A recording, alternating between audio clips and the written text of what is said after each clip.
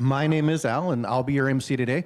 And I'm pleased to welcome everyone here to our community center. And for those joining on Facebook Live and on YouTube, since 2014, Oasis has been the premier secular alternative to faith-based communities. We welcome all, regardless of beliefs or non-belief, race, gender, sexual orientation, identity, or any other trait. We feel the human experience is better when it's shared, and we are pleased that you have chosen to share your morning with us. We gather around our 5 core values. People are more important than beliefs. Reality is known through reason. Human hands solve human problems. Meaning comes from making a difference. And be accepting and be accepted. We have a great program today, and what we're going to be going over is we have some speakers from the 816 Bicycle Collective, Sean and Paul.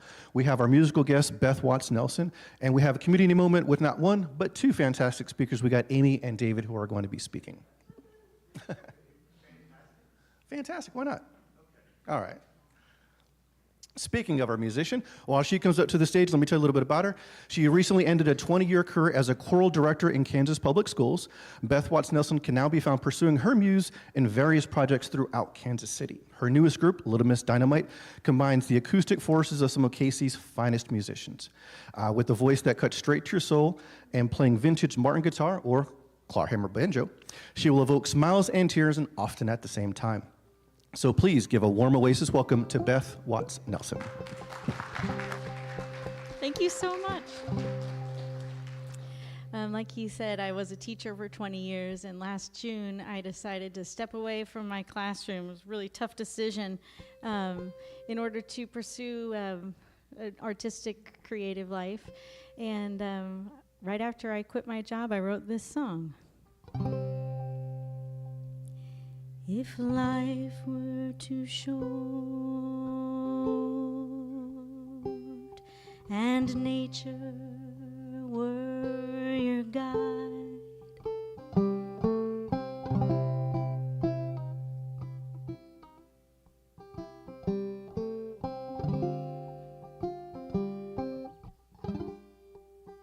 what would you do for a living?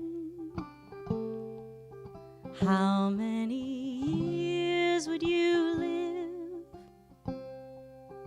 Flowers don't vie for the winning. The willow don't ask how to bend. Raindrops don't cry when they fall from the sky. A bird never wonders which way she should fly. She follows the sound of the wind, never waiting for life to begin.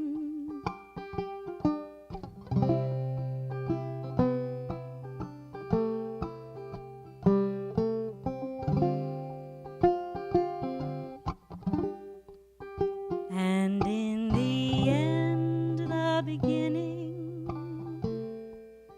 and in beginning is the end.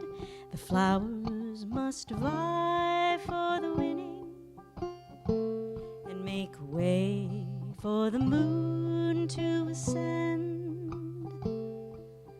Raindrops don't cry when they fall from the sky. A bird never wonders which way she should fly. She follows the sound of the wind.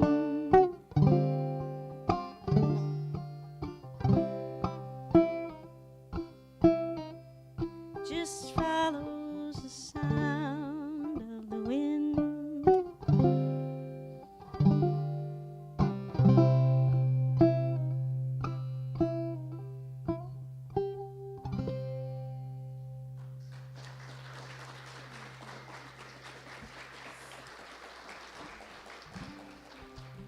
Thank you so much. I was so delighted to find out about this community. I've lived in Kansas City my whole life, and it's the first I heard of it a couple months ago when somebody said, you should call them up and see if you should play there. You could play there. It's just a beautiful concept of celebrating humanity, and that's a lot of what I spend my time thinking about and writing about.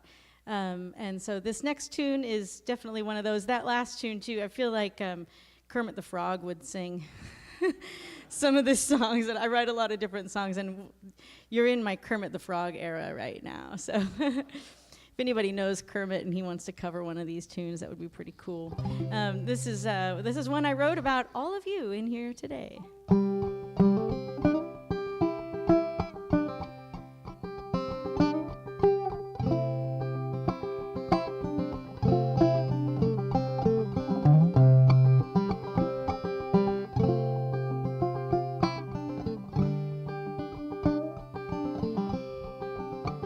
Everybody's different. Everyone is not the same. Every person you know, every baby on the train, every conversation, a particular brain. Everybody's different. Everyone is not the same. Some people like dogs, other people like cats. Some people wear bras, other people wear hats. Some people get angry a little bit about that. Some people like dogs, other people like cats. Everybody's different.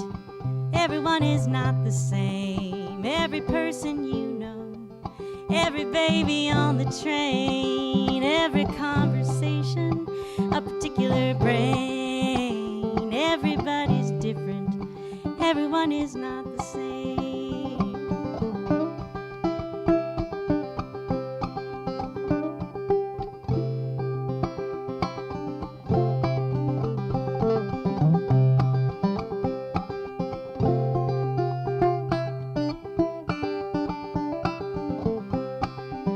Some people are brown, other people are peach.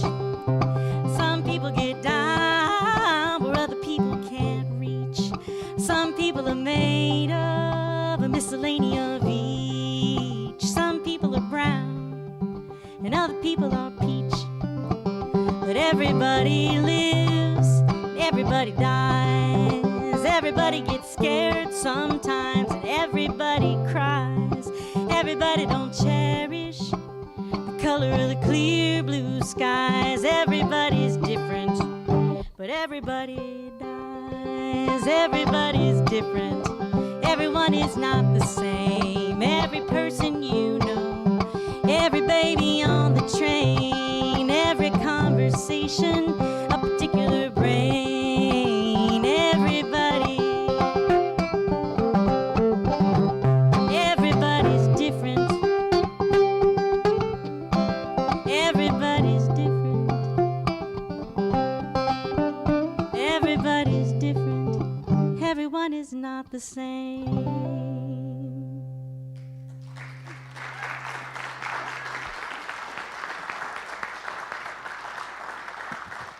Thank you very much, Beth. Thank you. All right, we want to give a big thank you to everyone who came out yesterday to join us for the Snake Saturday Parade. Special thanks to Susan Nichols and her family for making the float in the back of the truck, to Denise Decker for organizing the volunteers and costumes, to Mark and Sally for driving the truck and keeping the park rangers supplied with goodies, to Terry and Gary for making sure we had electricity and great fiddle music that could be heard for the dinosaurs to dance to. And, yep, keep going. Oh, and the best news of all is that Oasis took second prize, which had a grand total for $5,000 coming to Oasis. So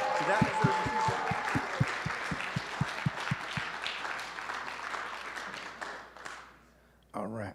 We're also celebrating a birthday, March 20th. We got Heath Church. He's here, but happy birthday to Heath. Does anyone else have any birthdays or celebrations going on this week? Nope. All right. But if you do have birthdays, anniversaries, got a new job, moving, good positive life events, maybe some not so positive lives, let us know, because we know we want to make sure that we are here for you. That's what being part of a community is all about. So if you want to get your event added to one of our slides, see one of the people like David that's got one of those cool yellow lanterns, and they'll be happy to get you added to that list there. Speaking of which, as we read a little bit earlier, Oasis, one of our core values is that human hands solve human problems. And a part of how we make that happen is through our care response team. And currently that team is down to about 3 people, which is Sarah, Sally, and Denise. And we'd like your help to make sure that that team can respond to all the great things that that care response team does. And if you're wondering, well, what does the care response team do? If you're going through any kind of a challenging time, you need somebody to talk to, whether that's divorce, it's a job loss, some sort of resource for different kind of helps. That's what the care team is there to provide. So if you have that ability to volunteer, I know the team would love to have you added to that team. So please, again, see one of those folks with the yellow lanterns, and they'd be love to get in contact with you and give you more information about how that works. All right, we've also got plenty of events coming up here in Kansas City Oasis, and so let's go over to some of them. Speaking of which, game night this Tuesday. Bring your favorite game, bring some snacks to share, and BYOB, enjoy some beverages with your friends over here. And if you have any questions, we've got Ethan, I saw him here earlier somewhere, and we can... A week from Tuesday, yes, if I knew how to read a calendar, I would get that right. So yes, not this Tuesday, next Tuesday, thank you, 7 to 9 p.m., and that'll be right here in the community center. Not the following Sunday, but 2 Sundays. We're going to have, it's our service Sundays, 5th Sunday of the month, and so we're going to have our Oasis Blood Drive. And so come on in. There won't be the music and normal program. Be an opportunity to give some life-saving blood to those who are in need. So we partner with the Community Blood Center. The drive is going to be from 9:30 to 12:30 in place of our normal program. You'll be able to sign up there in the foyer. This whole area will be, if you've been here before, you know how it's all set up. And I think there's still slots if you want to be able to sign up ahead of time. And if you can't sign up ahead of time, come down anyway. You know, we'll be able to. They'll be more than happy to receive your help. After the blood drive on that same Sunday, we will have our KC Oasis book club. The book that they're going through is The Night Watchman. And so make sure you've read the book beforehand. I think that's the one thing that they do ask. And then we'll have some snacks and all that kind of stuff at that time. Hamilton, if you haven't heard of it, it's the musical that follows the remarkable life of Alexander Hamilton, one of the founding fathers of the United States. Hamilton himself was an orphan, born out of wedlock to a half-British, half-French mother who died when he was about 11, and a Scottish father who had long since abandoned him. His mother was married to another man, and after her estranged husband emerged after her death to seize her estate, which left Hamilton penniless. Well, how did he survive? Well, if you come and you watch the musical, you can find out and also be enthralled by great music throughout. And April 6th, we're going to have a special guest, Forrest Valke. It's going to be the 11th anniversary, and it's on that Sunday. And so if you ever heard him speak on YouTube, he's got a number of call-in shows, got a great YouTube channel. He is fantastic, so we're really looking forward to hearing him. He's got over 1 million YouTube followers across his various channels, and he's going to be speaking on how learning science makes you a better person. And the musical guest for that Sunday is going to be V. Tran, who played at the very first KC Oasis meeting. So April 6th, looking forward to seeing you here then. And that same morning, before the program starts, out in the main area over there, there'll be a silent auction. So, and potluck. So you come in, put in your bids for everything, and the winners will be drawn at 2:30 p.m. that afternoon. And as a reminder, KC Oasis is a volunteer staffed and donation-funded 501c3. So fundraising activities such as this are vital to keep our community financially healthy and thriving. So we're accepting donations of all kinds, including art and other items in new or very good condition throughout the rest of this month so that they can be included in that silent auction. And now we'll get on to our community moment. We got, again, 2 speakers today. Amy, her 3 words are witty, generous, and dedicated, and her warning is, don't squish that bug. As well as David, who is a nerd, nature lover, and nominal, and he will ask questions, and that's not a question, that's an exclamation. So he will ask questions.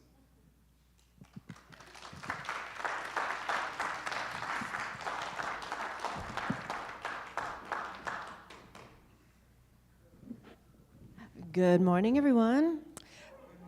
Oh, thanks. Cool. I'm old-fashioned. I've got a paper. He's all tech. He's got his pad to look at. You have a mic? Yeah, you need the mic from Al. Yeah. Oh. The other one? Oh, it's over there. It's me. Okay. It's me. Sorry, there it guys. is. I'm the one that's supposed to be tethered. We didn't rehearse. It shows. Okay. So there's a blood drive coming up at the end of the month. That's really important. I know a lot of you are very regular, passionate donors, as am I. But there's other ways that you can contribute to people who have health needs, and we're going to talk about something we did like 5 years ago. This is the long journey of being a living kidney donor and a recipient.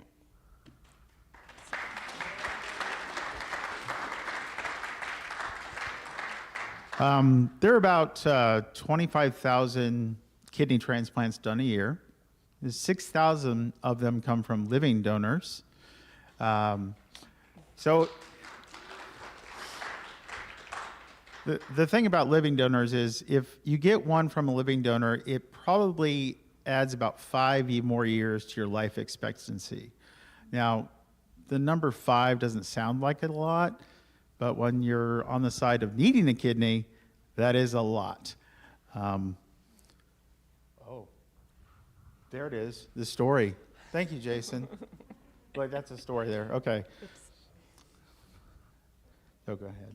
Okay, so on September 14th, 2016, I got the text that my long-time friend David was going to need a kidney because he's got some genetics that didn't play fair. So the first step was going through the process of this amazing thing. Yeah, I had to be diagnosed, and that was the sword they put in my back, and they kind of wiggled it around a lot, and there was a punching noise, I think, at some point.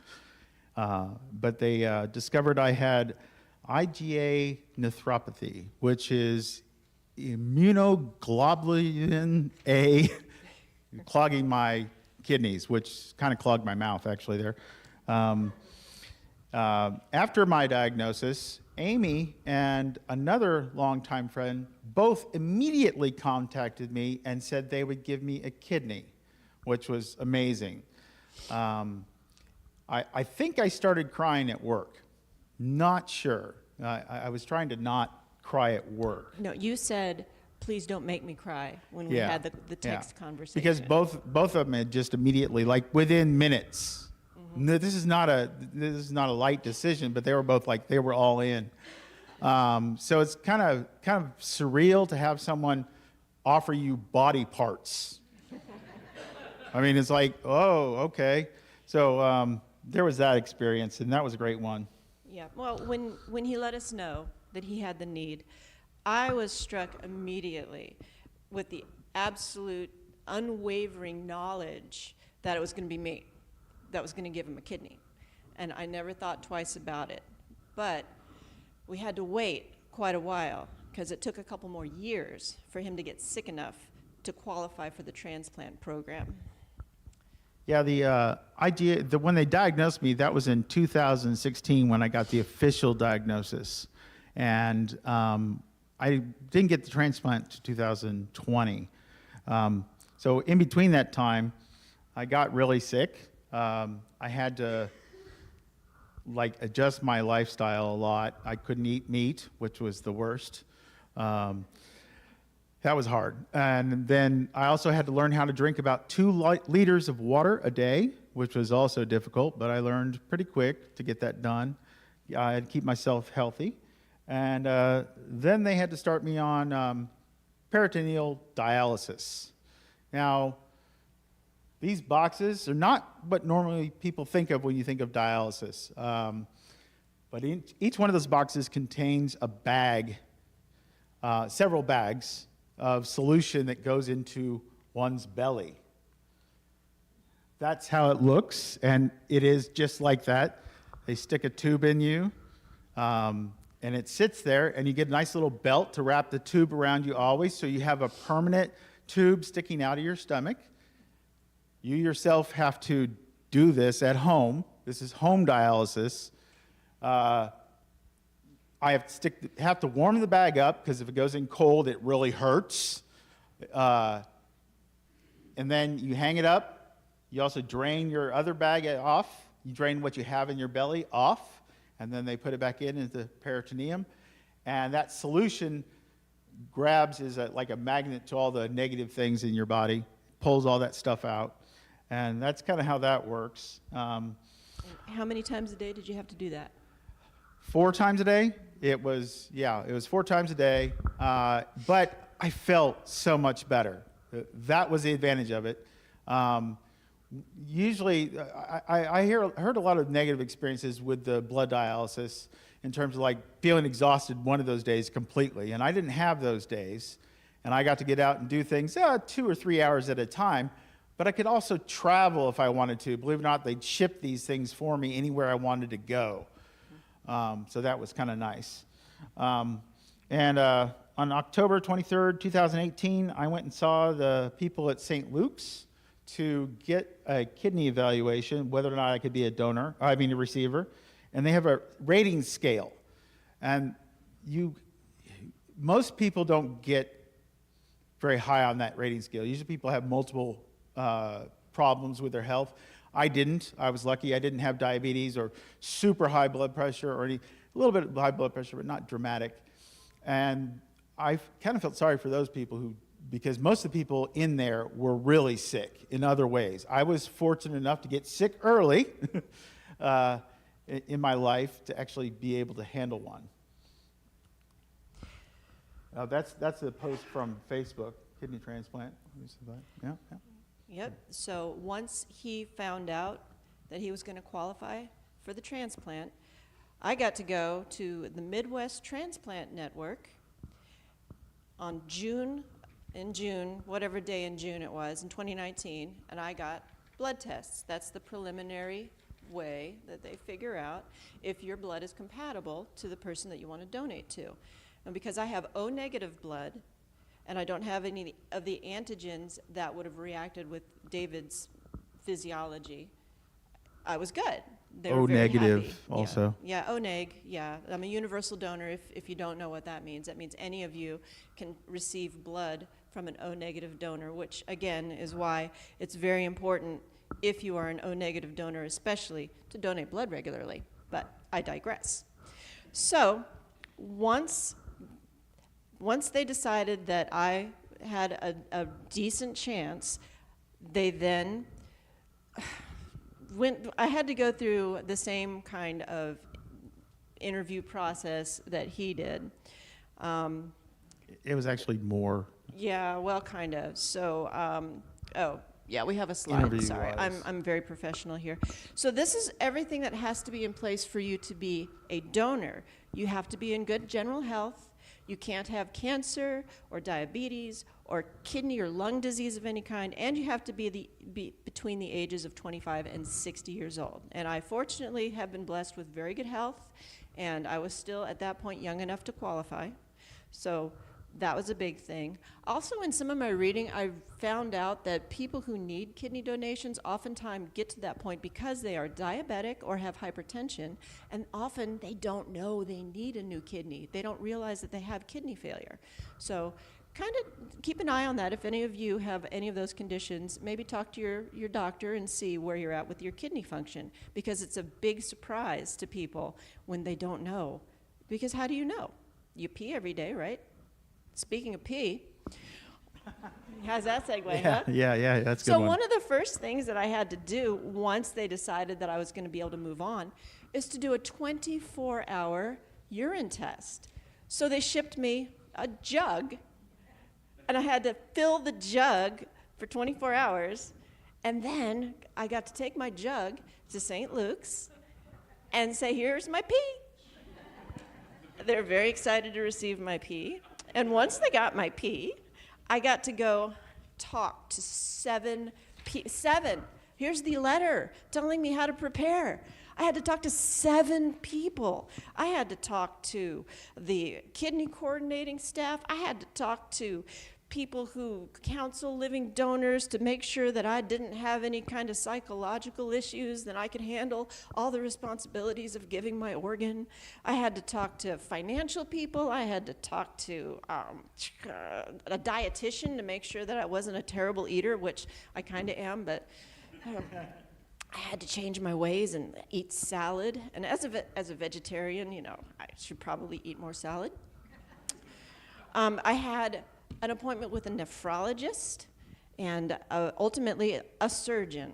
there who specialized in kidney transplants. And all day long, it was 6 hours of sitting there talking to all these people. They really, really wanted to make sure that I was good for this procedure. And fortunately, I passed those tests, and I have to flip my pages now because I'm old-fashioned. Yeah. I got to start all the health screenings and all the health tests, and they were intense. It was like the biggest physical you can imagine. And we kind of had the same tests. Yeah, I had similar tests. I also had to go through a day like Amy did, which is the all-day thing. It was like 7 hours long. It was similar kind of stuff. I had a bunch of tests I had to do too, ultrasound. Yeah, I had a CT. Let's see, they had to do a test on my heart, and they had to push me.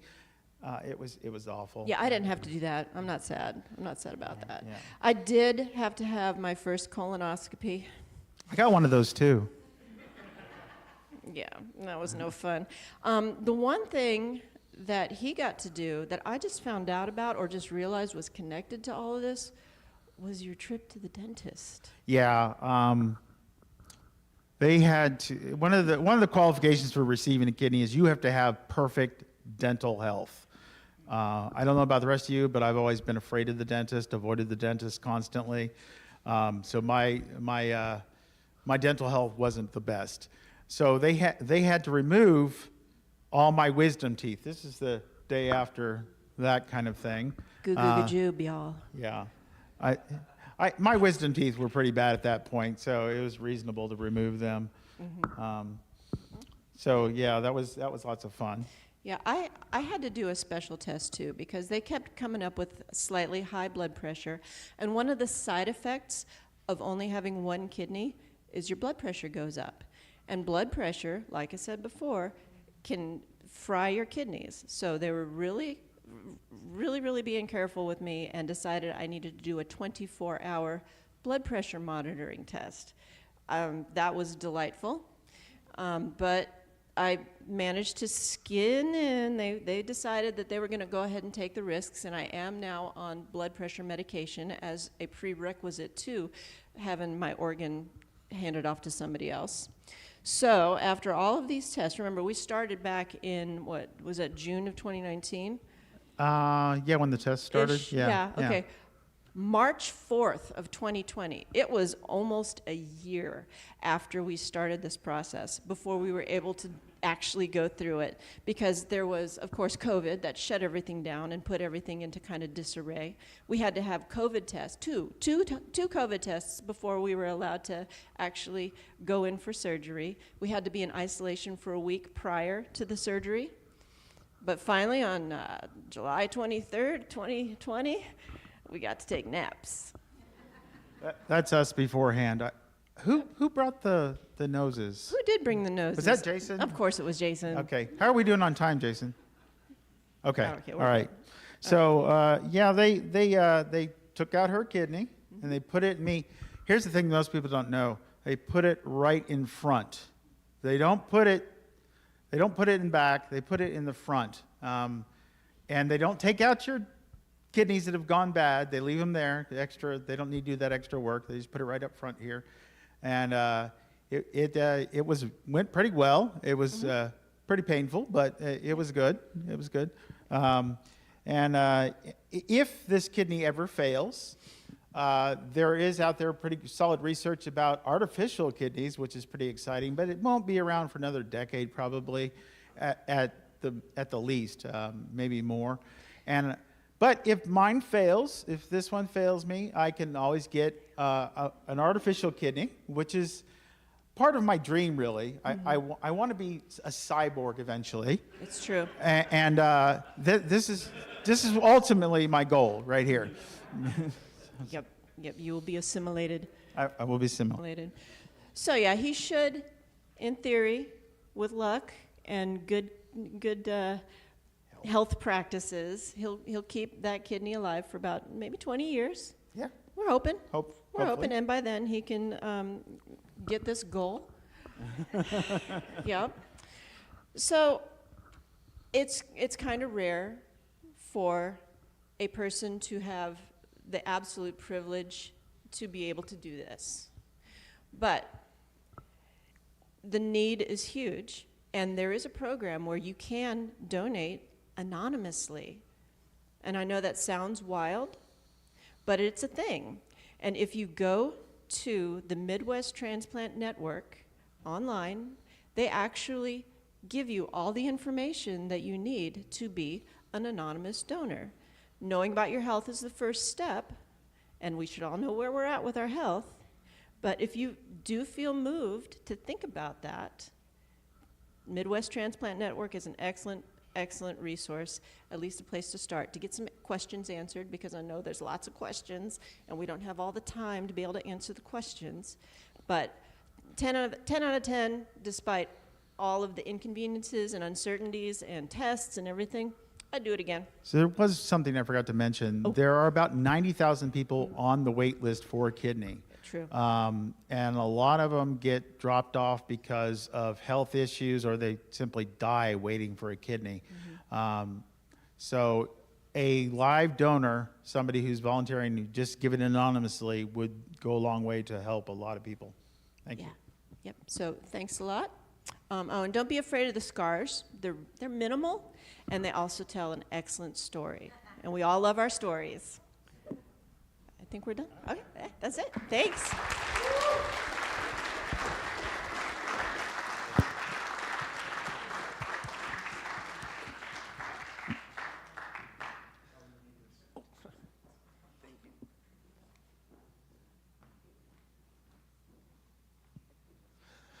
Thank you very much for that amazing story there. Mind-blowing there.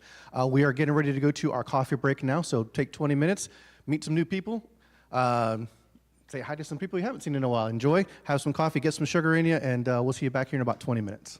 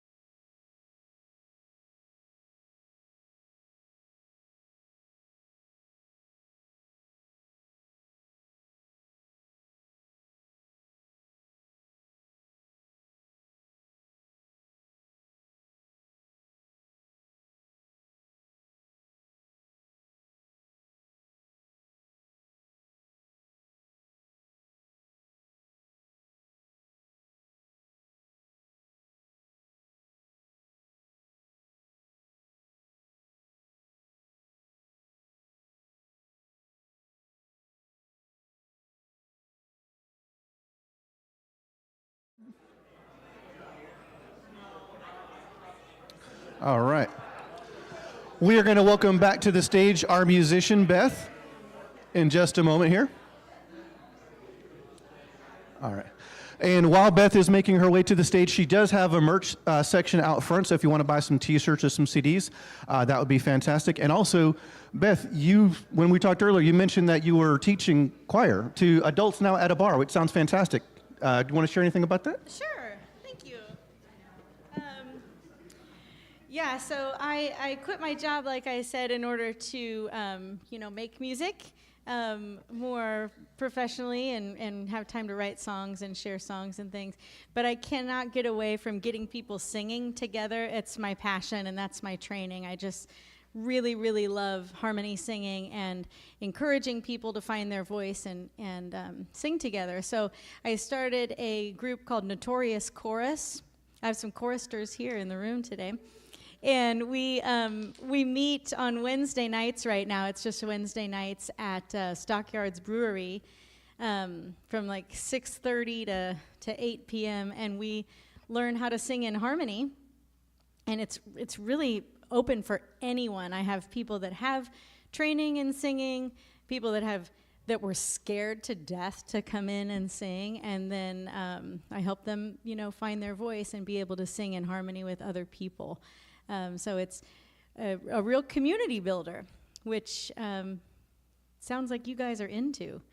So if you're looking for another way to be a part of a community, or you're looking for a way to find your voice, I promise you it won't hurt. We just start breathing together, and then before you know it, you're singing Beatles songs in 4-part harmony.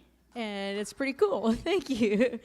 Yeah, so come check us out. I've got business cards and stuff up there if you're interested in just learning more about us. On the 26th of March, we're going to present our Beatles songs in the Stockyards Brewery at usually around 8 o'clock p.m.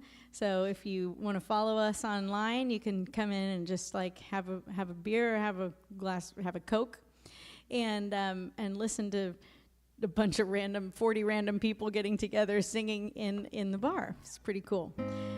So anyway, my husband is a landscape guy. And so he brings home weird plants all the time. And he brought home a gardenia about a year ago. I had never smelled a gardenia before. And he was telling me how beautiful this flower was going to be when it finally bloomed. And so I was really excited. We sat it on our kitchen table for months, probably 6 months it sat there. And it would get these buds, and then we would get all excited, and then the buds would just wither and die. And it was just super disappointing until one day it finally bloomed. And he was right. The most intoxicating fragrance. I had never smelled a gardenia before. If you have not ever smelled a gardenia before, I would highly recommend you seek one out and give it a sniff. Incredible. Really intoxicating fragrance. And so I wrote this song I started trying to describe the smell with words, which is kind of a weird thing if you think about how you describe smell with words. So that got me started, and then I kind of went off on when you find something you love so much, you try and kind of hold it tight. Maybe if you have a bird and you put it in a cage to keep in your house, or you have a gardenia and you try and keep it on your kitchen table to keep it close to you and keep it safe. And really, if you love something, you have to set it free.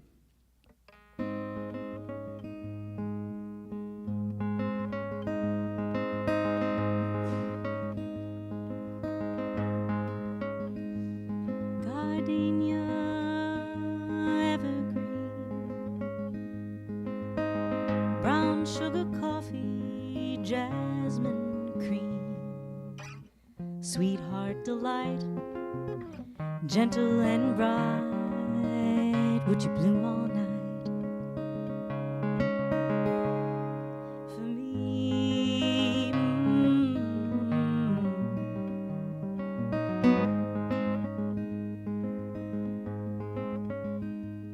Gardenia, fair fine,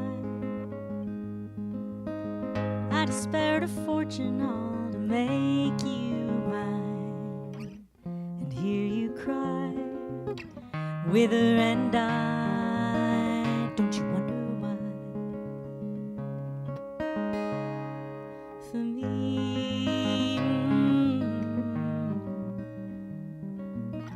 I can keep you warm in deep December.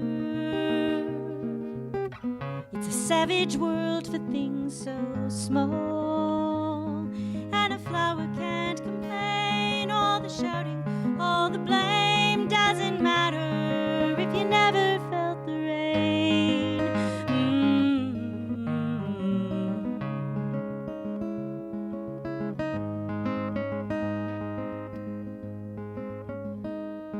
Little birdie, brown and gray. Bonjour matin, petit déjeuner. Your wish command, hold you in my hand. Don't you understand? For me, I can keep you warm in deep December. It's a savage world for things so small.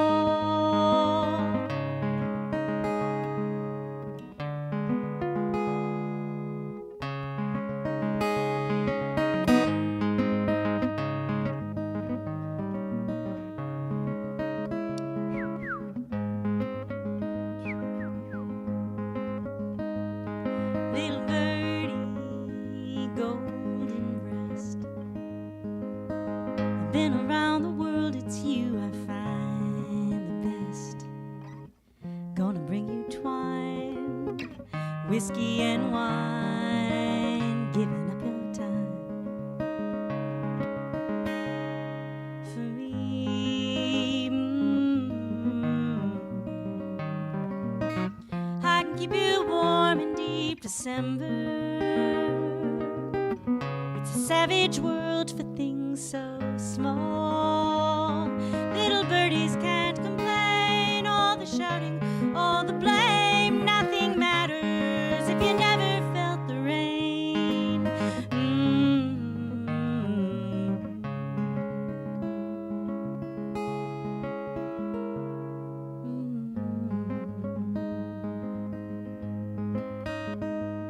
Gardenia evergreen.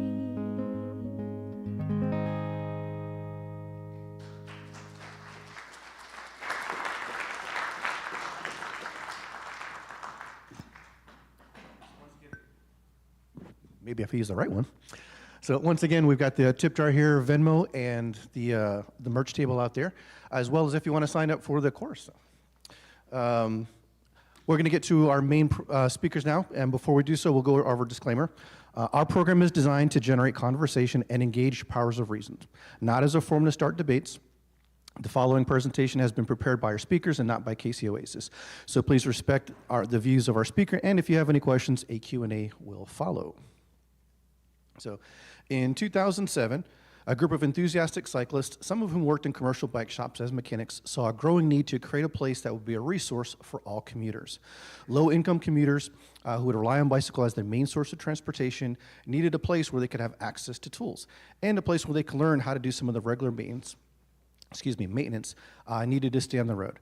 So these cyclists collected tools and parts and have been accumulating those in their homes and started the 816 Bicycle Collective in the basement shop at 31st and Troost. In 2018, they moved, I'm having technical issues here. They moved their operations into their forever home where they on the 31st and Cherry Street. And so thanks to countless volunteer hours and generous donations, they have rescued and repaired thousands of bicycles over the year. And to tell you much more about that, we've got Sean Eagan and Paul Webb.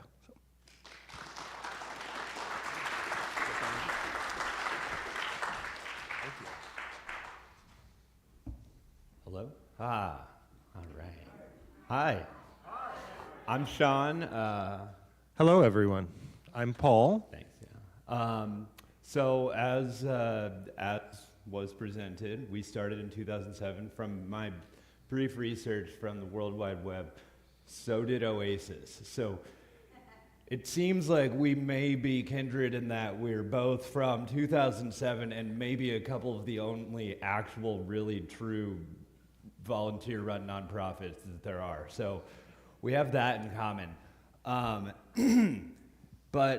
So yeah, in 2007, basically me and a couple of friends were into bikes, and we're into learning how to fix them up, and found that they tended to be scattered here and there on the ground, in alleys, in people's garage sales for a couple bucks. They seemed to be the sort of thing that people were willing to part with if you showed a little extra interest, maybe even for free. And we also started to notice that there were a lot of people who were, walking and or probably wanted a bike. And it became pretty obvious to us that there was a resource and a need, right? It's just one of these things that you see and you try to do. One of the original founders, myself and Idris Roofi, who's no longer with the collective, and then Suzanne Hogan, who is still a volunteer at the collective, but you may sometimes hear her on KCUR. She's a DJ, and she does a People's History of Kansas City on there. So in any case, Idris and I were getting together, talking about, man, we should just collect all this free junk and put it together and help people fix their bikes. So literally, we just kind of got together in my girlfriend at the time's parking lot, because I was freeloading at her place, and on 41st and Warwick or something like that. And we would just put a sign out front saying free bike repair, and we just had a bike rack on the back of my old car, and just be sort of an at your own risk thing. We had a book, right? A book out that just sat on the trunk, and we would just kind of be like, okay, do we have that? Can we make that tool? It was literally of that sort. And then we started talking, and one night we're talking to Suzanne. We're like, it'd be cool. Idris and I were talking about maybe, what if we did this more formally? What if other people wanted to do this? And Suzanne kind of gave us a long sigh and was just like, you mean like a bike collective or a co-op? I'm like, what's that? And she's like, the bike shop that I used to work at in Santa Fe, the Chainbreaker Collective? I'm like, uh-huh. She's like, that's what that was. I'm like, what are you talking about? She's like, it wasn't like a bike shop in the traditional sense. We weren't paid. I'm like, so you're saying I didn't come up with anything?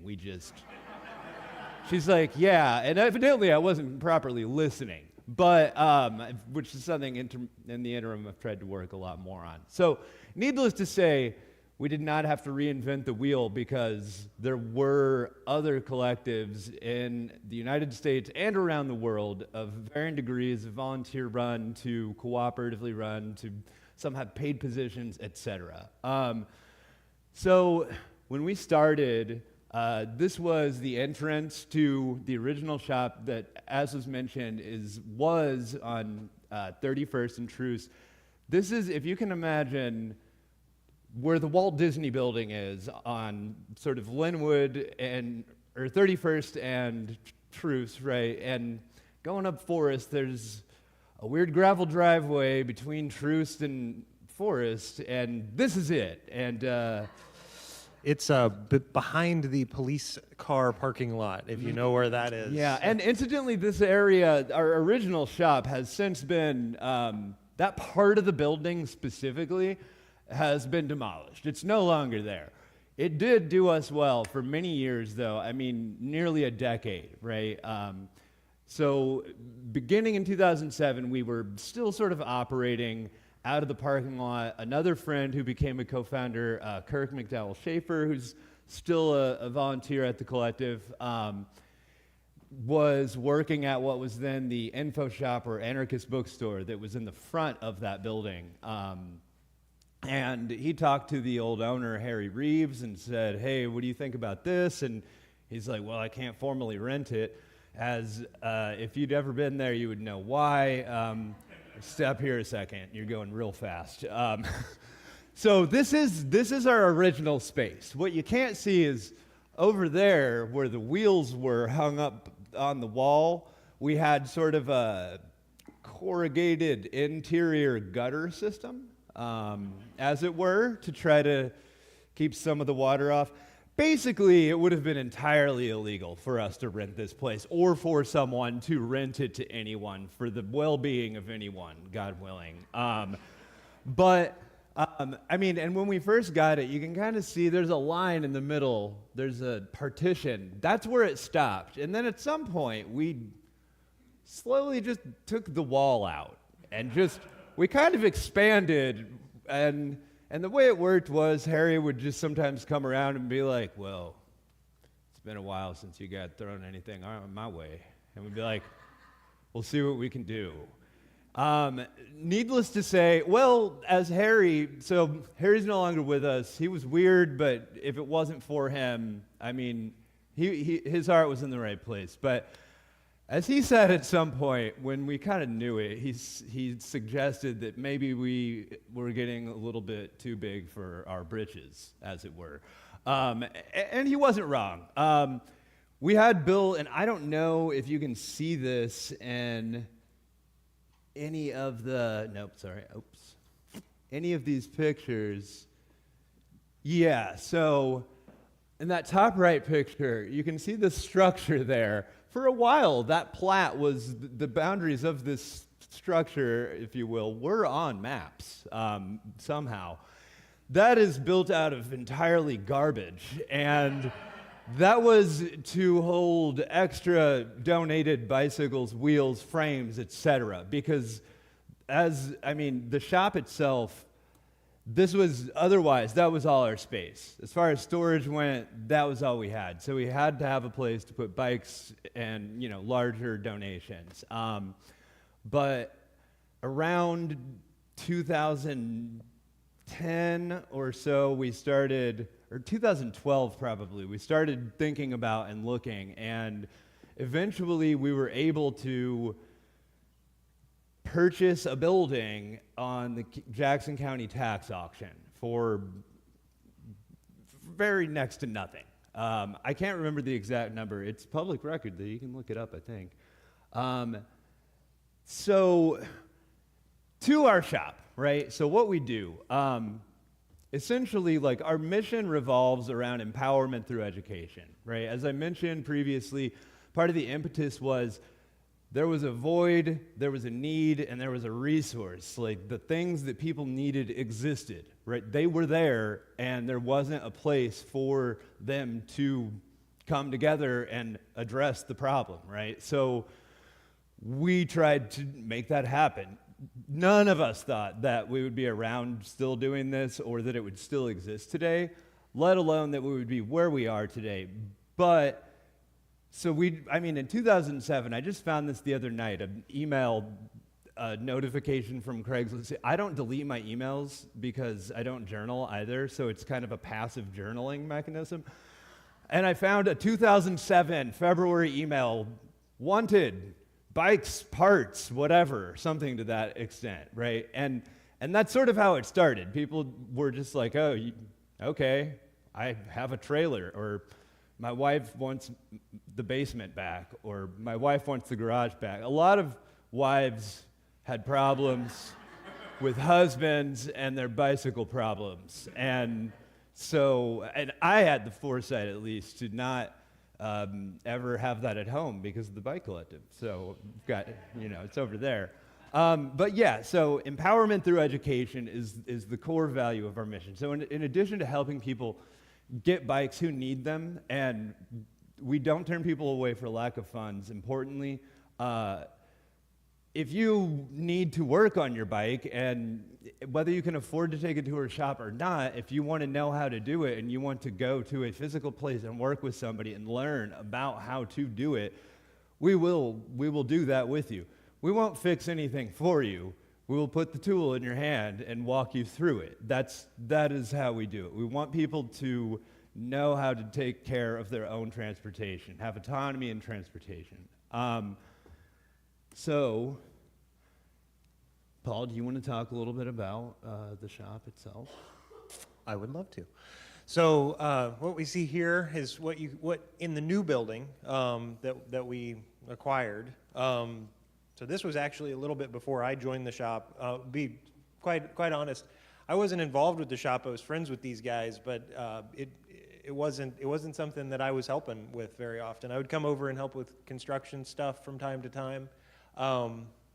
These beautiful signs were all hand done by a volunteer, and that's one of the wonderful things about this bike shop is the fact that everybody has a mark to leave in a way. Every volunteer that volunteers here changes it in some way because there is no structure. People like to come in and say, who's in charge, or who's the boss of this place? And I'm like, you're looking at it, it's whoever's here and putting in the time, honestly. And so one of the kind of exciting things, sorry, I haven't, yeah, so this is actually a perfect slide for what I was going to next. So the biggest thing is with our shop, people come in and they say, I have a bike, do I just drop it off? We say, no, we don't do it. We're not like a bike shop like that. We're going to teach you. Oftentimes, we have folks that really can't. They don't have the physical capability to work on a bike, so we will help you. We will help you as you need help. But ultimately, it is a place that forces us to interact with each other on like a human level. It is incredible. I can't tell you what this shop means to me. It is a truly special place because it is a place where you see people experiencing houselessness, rubbing shoulders with doctors and lawyers, and it's just normal. It just feels like a normal space. I don't know that there's anything quite like the bike collective that I've ever visited. We were talking actually during the coffee break a little bit that where David, who I will also say, just by random chance, I have known David longer than anybody else in this room. We weren't particularly close friends, but he ran a shop, which I've always considered to be very much like the bike shop. So that was called Surplus Exchange, and it was basically where all the computer hardware from all these businesses and tremendous amount of resources kind of just ended up, and people that were interested in these things came. And one cool thing about bicycles is that bicycles, they elicit this response in folks everyone's excited to talk about it. I was talking to Chuck earlier, and Chuck immediately started telling me a story about bike riding. And it is like that. People get excited, and having this at the core of I will say, a humanist organization like this is tremendous. So I kind of went off on a little side here, but back to the building, and Sean, please stop me, because I actually wasn't involved with a lot of the building stuff early on. Before we go on, I just wanted to, I wanted just to piggyback off that. As far as the way we do things, so, I mean, this has become a little easier. I would say COVID helped us sort of come out a little bit as a non or anti-capitalist organization, and we have found that, I have found that it's interesting when people come into our shop, and Paul mentioned that it's not a place where you can drop your bike off and have us repair it in the traditional shop sense, right? In a single day a few years ago, post-COVID, somebody had come in and they had been ready to drop their bike off, and I was like, "Oh, do you know about our shop? Where'd you hear about us?" It's like, "No, I just saw the bike shop. How much is a tune-up?" I'm like, "Well, we don't really work like that." And the guy was looking at me just sort of like cross-eyed, like, "I'm sorry, so you won't fix it?" I'm like, "Well, no, but we'll help you." He's like, "Okay, thank you," and like walked off. And a newer volunteer was with me, and he was kind of like, "What a jerk." I'm like, I mean, he was confused. I mean, got to give people a break. This is different. Less than an hour later, a couple in their mid-50s maybe came in, and they had been at a church nearby, and they saw us. They came in, and they asked about working on getting their bikes fixed, and I gave them the exact same explanation. And they were just both, I mean, essentially looking at me kind of cross-eyed as well, but it was a different kind of cross-eyed. They were like, "So you're saying that, like, if we had our bikes, we could just bring them in, you would show us how to fix them?" I'm like, "Yeah." yeah, do you have them? Like, we have them. Like, we'll just bring them in. And they were just like so blown away in the best way. And like, it was just a perfect like single day sort of encapsulation, especially for a new volunteer to see like, it's not if somebody comes in and they're like put off by the fact that we are not what they expected. Well, of course we're not, because we are not a capitalist organization. We're not here to specifically get your money, though we definitely need it. That's not the thing, right? Like, our interactions with people when they come in the door is not financially motivated. It is literally just, what do you need as far as your bike goes? Can we help you? Let's make it happen.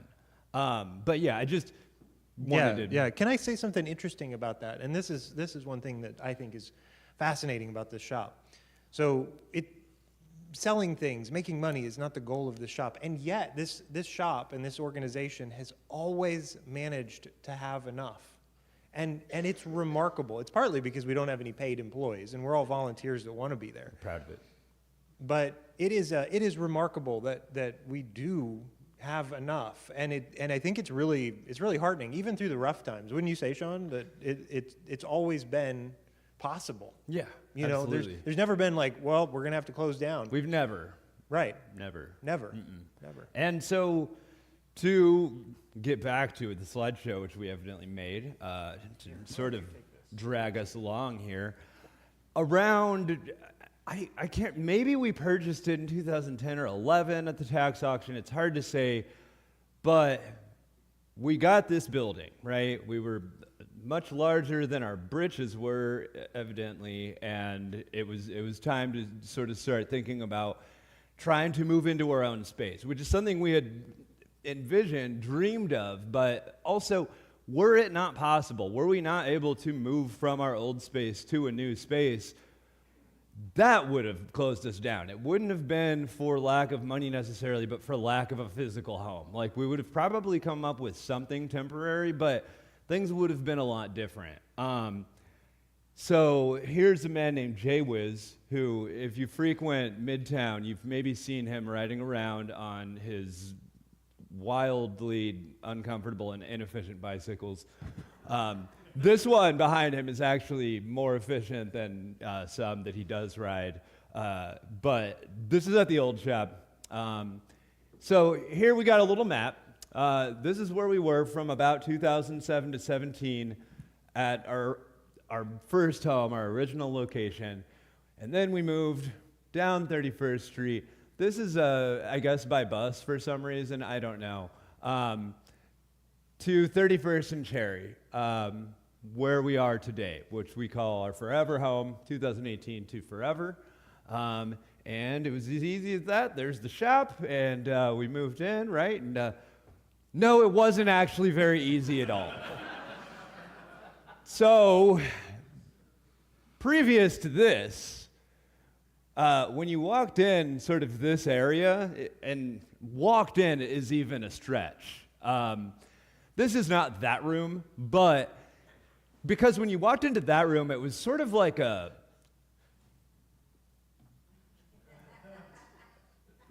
you're like sort of on rubble, half in the basement. Fortunately, you could see well in the daytime because there was not a roof in that area. So the sun shone brilliantly in. Described as a brick trash can. Yeah, I mean, to be clear, had we not purchased that, there is a very high likelihood that, I mean, I would say an almost definite likelihood that the building that we occupy on the northwest corner of 31st and Cherry would today be demolished. It would not, nobody who bought this building, who would have purchased this building as an investment property, nobody would have gone through the trouble to fix it up. Because they're not insane. And unfortunately, that is what begets old buildings with financial motivations, right? And as I've said, that's not our motivation. We needed a home. And it took a lot of work. I mean, it took more than half a decade for us to finally open up from the purchase of the building. And it wasn't just, 3 people with shovels. It took the community. I mean, it definitely put a dent in our ability to run the shop. There was at least a year or so where our actual shop was not open that often. It was very limited. See, we got a dumpster shot here. This bottom photo here, this is actually just, mark this picture in your mind if you can. This is our shop space today. This is the main shop area where our repair stands and our tools and our small parts, everything is. That's where the magic happens. Does not look so magical here. This is a photo from the interim time when we were working on it. We were doing a fundraising sale outside of the new building. The inside probably still looked very much like that. And here's some later pictures of us sort of working on some of the stained glass windows that are hidden underneath these boards here. Also, interesting side note about the building, from like the 60s to the like late 80s, early 90s, a lot of this building was, it was just a whole bunch of different gay bars. And if you look at UMKC's Gala, Gay and Lesbian Alliance webpage, you can find pictures of like 6 different gay bars that our place was. We've met a guy who worked at one of them once, and he was like, "Oh man, that basement used to be full of." I'm like really? He's like, "No, literally, like the sewer was broken." I was like, "Oh God." But anyway, that aside. But we have one of the signs from one of them that's still upstairs. Needless to say, it took a lot of work to get this going. We don't have a picture of this on here. We have some at the shop. Feel free to stop by. We have a nice photo wall upstairs we can show you that's got more pictures of the old place, pictures of working on the new place, etc., that show a lot more than this slideshow does. But the local roofing union helped us with labor to put a new roof on the place. I mean, we put all the decking on. They did the roofing. But again, so here is a picture of the sun, even put our logo on it. But this is a picture of us today, right? We've got windows. We've got an entrance. That is a functional building and shop with a roof. When it rains, you can go inside of it and you don't get rained on. Heat and air conditioning? That we also, in the last 3 years, we finally have indoor temperature controls, as it were. That's me. Paul put this one in there. I'm trying to organize brake levers. This is a weird corner of the shop where all the small parts are. Do you want to sort of? Yeah. Wait. So I took this photo. This is a good example of kind of day-to-day operations. So anything that we get, any bicycle that you bring, if you find a bike on the side of the road, we'll take it. We won't say no to it because ultimately every bicycle has parts that are usable, no matter how junked it is. That's not always. Well, we luckily don't have canals here. Canals, I hear, are what really kills bikes. But for the most part, we can find something that is useful to someone at some point. Also, back to the point about getting things out of your basement. Our bike shop, I tell people, just treat this like your basement, because I have donated things and then come back several years later to then acquire that thing back.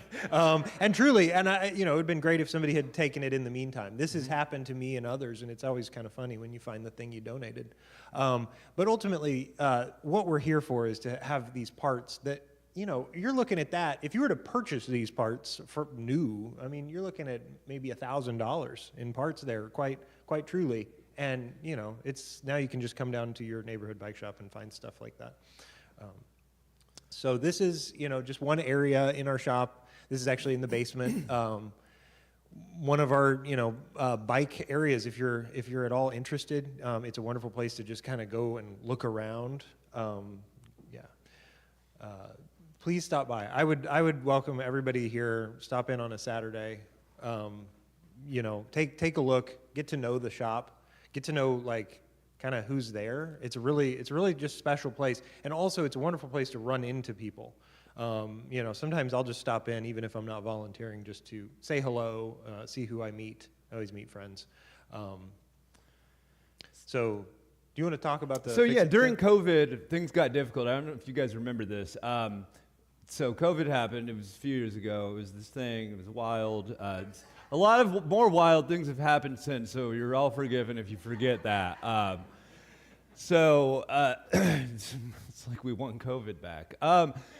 But during COVID, one of the things that we did is we got this Neighborhood Rising grant through the Longfellow neighborhood or Ivanhoe? I can't remember. Ivanhoe. Ivanhoe neighborhood. Yeah. And we used it to install an outdoor bike repair stand that has an air pump and an amount of tools, and then you can hang your bike on that thing. And that way, while we were limited in hours and only working outside and really slowed us down, we were able to expand essentially to sort of do it yourself 24 hours a day. So that was really huge for us.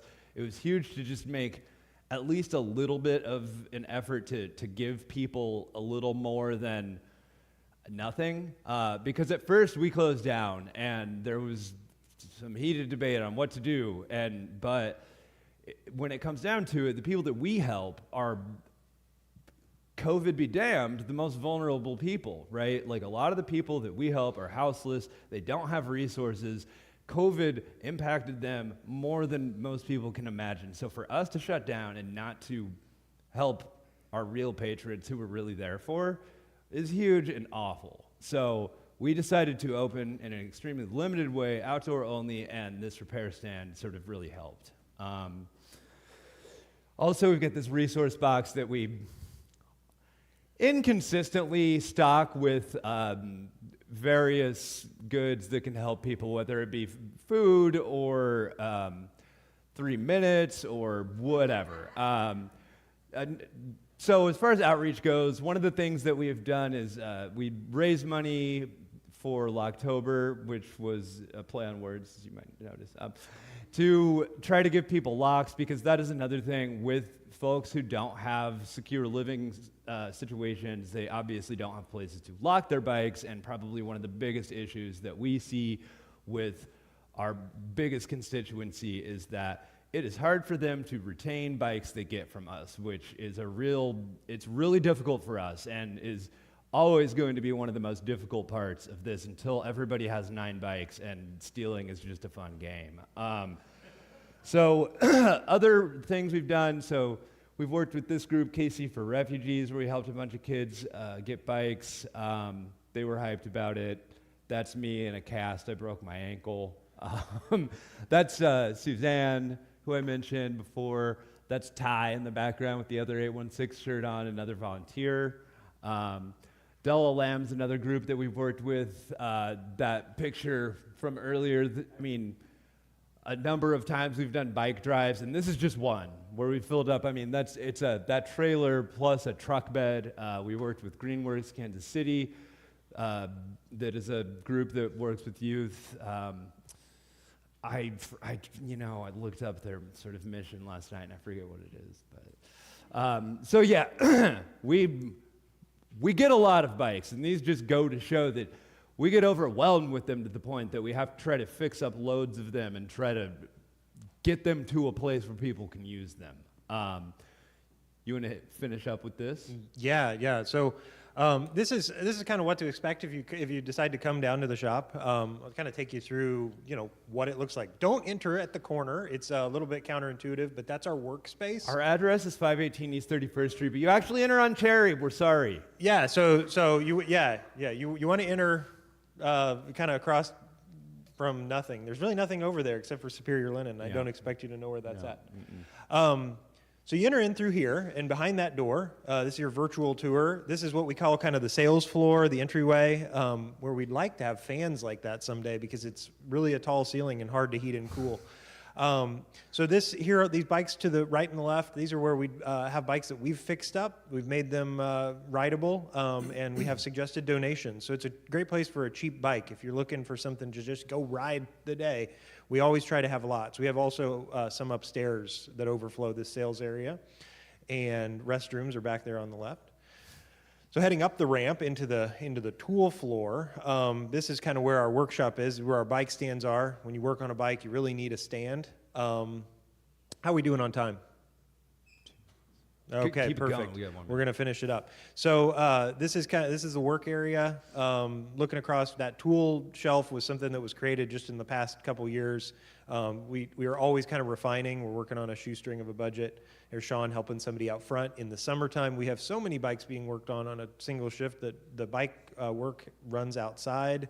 Here's some more work. This is kind of what's going on the sidewalk on any given day. It's a busy and happening place. There's Jay Whiz again. Oh yeah. And right now I want to get around real quickly. This is our solar campaign. We're trying to put solar on the roof. We're all electric, so this can actually make it so our utility bills are nothing. So if you want to snap a picture, or you can go to our website, we're doing a big capital campaign. We need 20 grand, and hopefully, given the current political climate, the incentives are still there when we actually get to our funding goal. We're about halfway there right now. And I think we can wrap it up. I'll turn it over to you for the last little bit. I don't know that I've got too much more to say. These are just some fun pictures.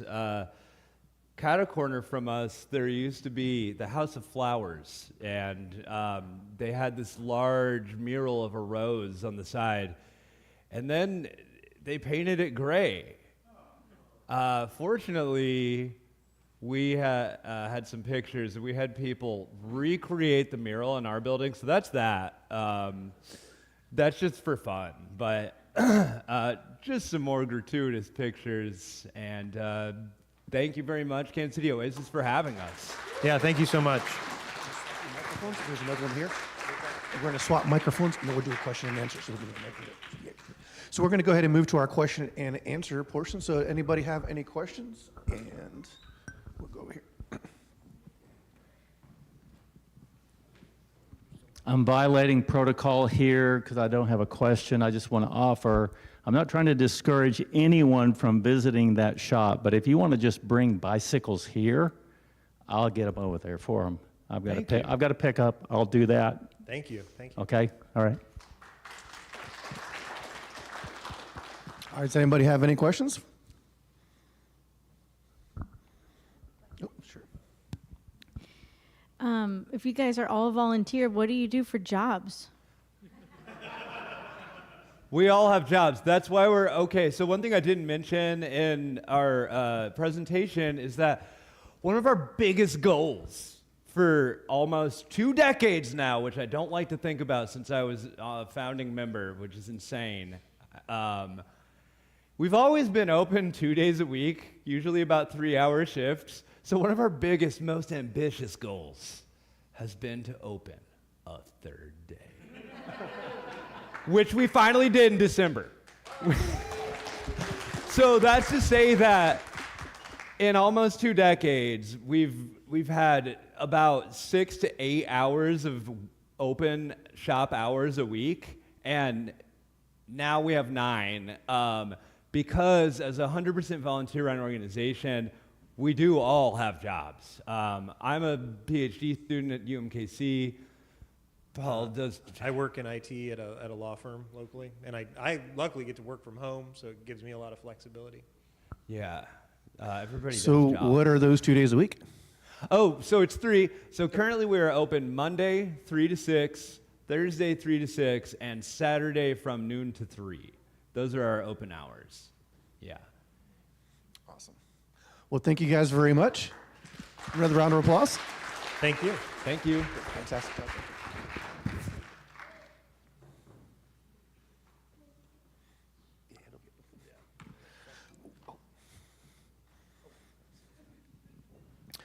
All right, while our musicians coming back to the stage, I want to remind everybody that Kansas City Oasis is a 501c3 nonprofit run solely on donations and volunteers. So if you like the topic and the music today, please consider donating through kcoasis.org/donate or by Venmo, and recurring monthly donations are the most helpful. And again, for Beth, remember we've got the merch and the tip over here, and you can sign up for her core lessons at the Fun Bar.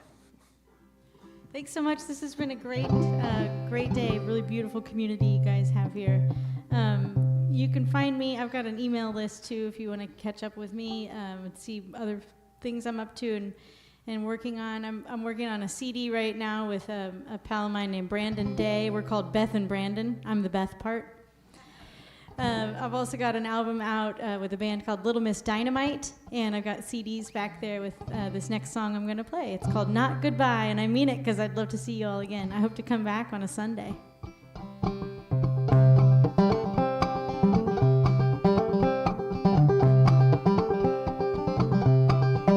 In sudden sorrow,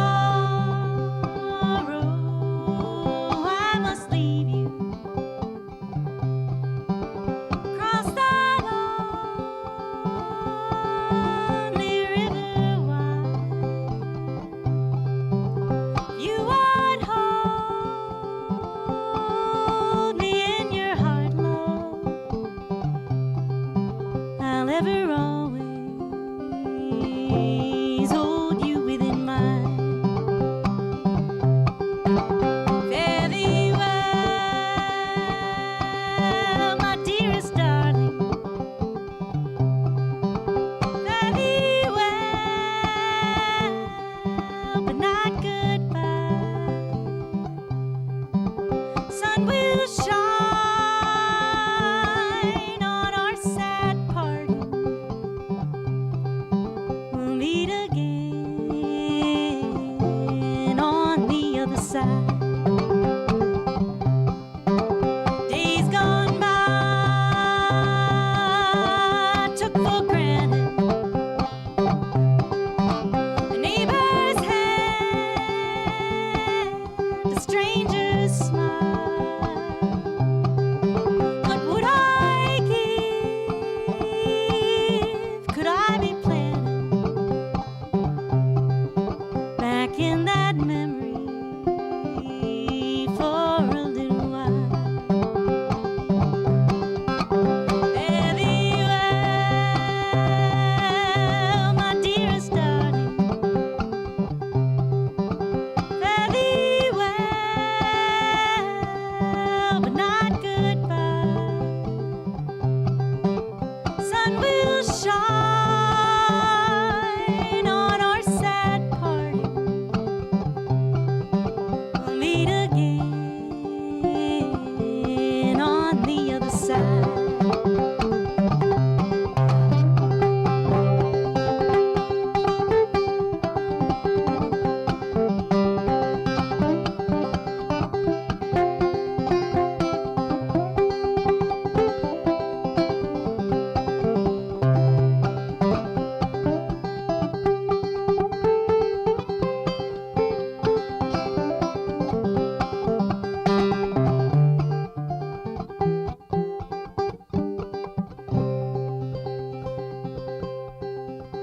Now I long for crowded taverns, singing sweet all through the night. In my heart, I'm mostly longing for loving arms once again around me so tight. Fare thee well, my dearest darling. Fare thee well, but not goodbye. Sun will shine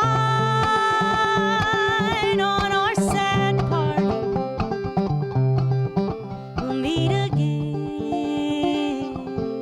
on the other side. We'll meet again on the other side. We'll meet again on the other side.